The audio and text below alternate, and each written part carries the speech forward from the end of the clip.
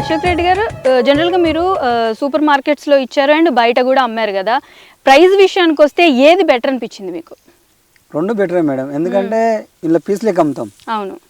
చేనులో ఎక్కువ మొలకలు ఉంటే పీస్ లెక్క అయితేనేమో లాభం, జర పల్సా చేసుకుంటే పెద్దగా అయితేనేమో కిలో లెక్క అయినా లాభమే. ఓకే, ఏదైనా బెస్టే. ఓకే. కానీ ఇక్కడ సూపర్ మార్కెట్లో ఏం చేస్తారంటే కొంచెం కొద్దిగా ఇస్తారు. ఒక రైతుకు 200 నుంచి 300 పీసులు 150 పీసులు ఇస్తారు. 500 పీసులు ఒక్కరికి ఇవ్వాలంటే ఇవ్వలేరు. ఓకే. 10 మంది రైతులు ఉన్నప్పుడు 10 మంది కలిసి మనిషికి 100 మంది ఇస్తే 1000 పీసులు అవుతుంది. వాళ్ళకి వచ్చేది 3000 పీసులు స్టోరేజ్కి. అట్లాంటప్పుడు మాకు కిలో లెక్క అయితేనేమో మార్కెట్కి పంపిస్తే ఎంతైనా పంపించగలుగుతాం. ఇది తుంచేసిన తర్వాత ఎన్ని రోజులు స్టోర్ ఉంటుందండి నార్మల్గా?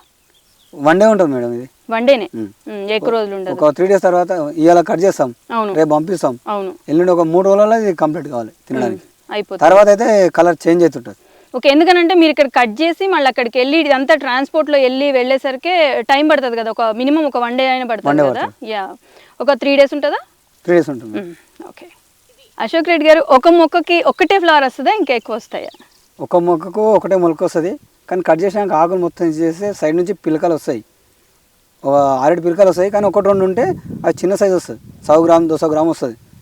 కానీ దానికి రేట్ ఎక్కువ ఇంకా. కానీ చేనంతా కొట్టినా కానీ కింటల్నరకి ఎక్కువ వెళ్ళదు.